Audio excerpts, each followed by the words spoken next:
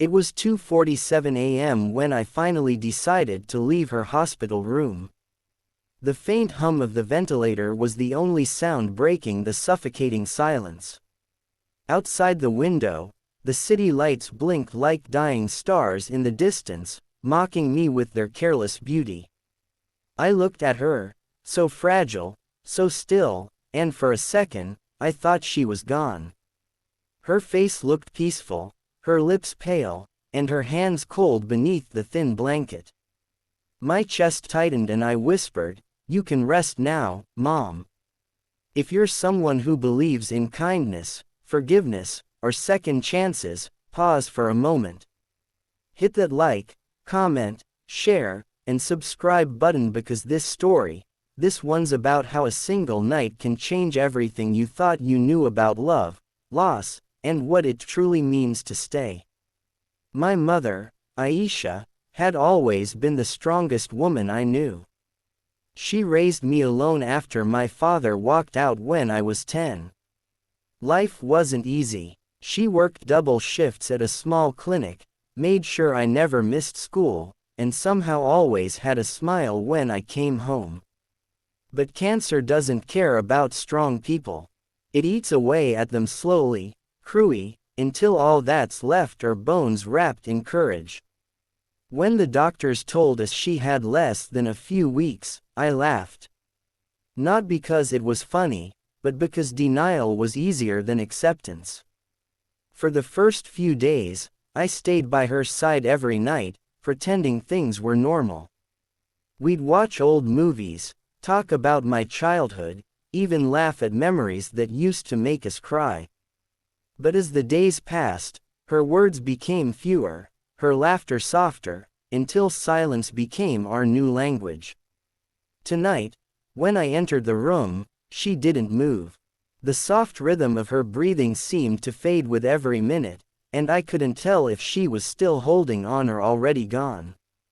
I stood by the window, staring at the flickering street light outside.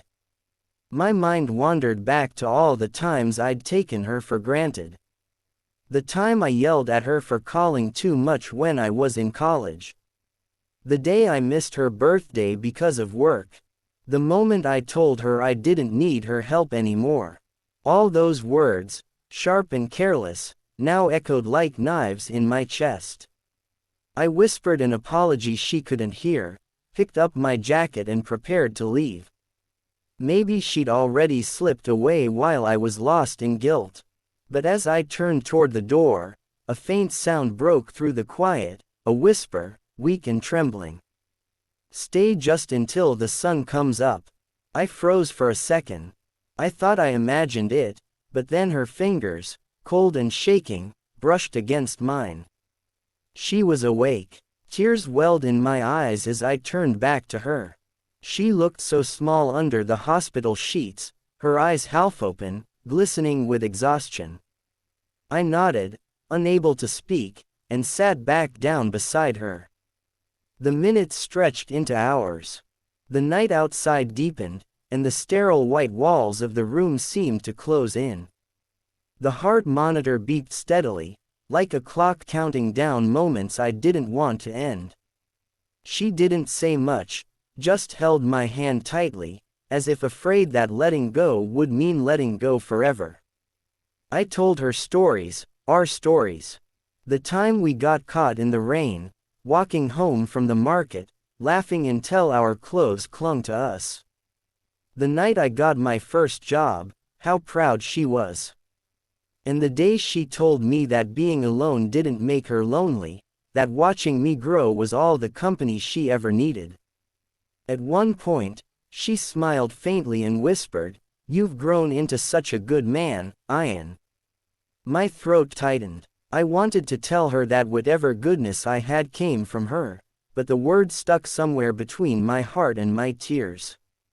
Around 4 a.m., the nurse came in to check her vitals. She looked at me with soft eyes, the kind that understood unspoken pain, and said quietly, "She's stable for now." But I could see the truth in her gaze. Stability was temporary. Time was slipping through our fingers, and no one could stop it, I remembered how she used to sit on our old rooftop when I was little, pointing at the stars. When people we love leave, they don't disappear, she'd tell me. They just move higher up so they can watch over us better. Back then, I thought it was just a comforting lie. Tonight, I wanted it to be true more than anything. She stirred again, eyes fluttering open. Ian, she said weakly. Do you remember that night when you were 7 and you cried because you thought I wouldn't come back from work? I nodded, my voice trembling. You promised you'd always come back. She smiled faintly. I did, didn't I? Her words hung in the air like a fragile thread between us, thin but unbreakable. I held her hand tighter, afraid that if I let go, she might drift away. The clock ticked on. 4:30, 450, 510. Each minute felt heavier than the last. The room began to fill with the first light of dawn. A soft orange glow seeping through the blinds. The world outside was waking up while mine felt like it was standing still. She looked at the window, her eyes reflecting the faint shimmer of sunlight. It's beautiful, she whispered. Just like the first morning after you were born. I swallowed hard, remembering the story she used to tell me about that day. How it had rained all night. How the power went out. How she held me in her arms by candlelight and promised to never let go. And here we were 28 years later holding on again. This time at the edge of goodbye. Then came her final request. When I'm gone, she said softly. Don't stop living in this world because I'm not in it. You have to let me go. Ian, promise me you'll find your sunlight again. I couldn't speak. My lips quivered, my heart breaking into 1,000 silent pieces. She squeezed my hand one last time and whispered, "You've been my greatest reason to stay." The sun was up by then. Light filled the room, gentle and golden, wrapping everything in warmth. And then, just as softly as a sigh, she closed her eyes. The heart monitor went flat. I didn't cry at first. I just sat there holding her hand, staring at the sunlight she'd wanted to see one last time. It was quiet, too quiet. I don't remember how long I stayed there. Maybe minutes, maybe hours. The nurses came, doctors entered, and people spoke to me, but their voices blurred into static. All I could hear was her last request echoing in my head. Stay just until the sun comes up. It wasn't just a plea for company. It was a metaphor, a mother's final lesson to her son. She didn't want me to stay in grief, but in life to wait out the dark nights, to believe that morning always comes, no matter how endless the darkness feels. Days passed, then weeks. I arranged the funeral, went through her things, and returned to the empty house that still smelled like her favorite jasmine tea. I thought grief would fade with time, but it didn't. It only changed form. Some nights I'd wake up and look at the chair where she used to sit, half expecting her to be there, smiling. Some mornings, I'd make 2 cups of tea out of habit. But then one morning, as the first rays of sunlight slipped through my curtains, I felt something different. The same warmth that filled that hospital room now filled my heart. And in that stillness, I heard her voice again, not in sound, but in feeling. Stay, Ian, until the sun comes up. That day, I did something I hadn't done in years. I went back to the old clinic where she used to work and asked if they needed volunteers. The receptionist, an older woman, smiled and said they could always use an extra hand.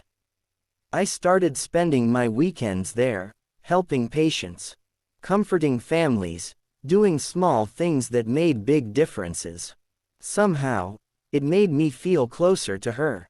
Every act of kindness felt like a conversation with her spirit.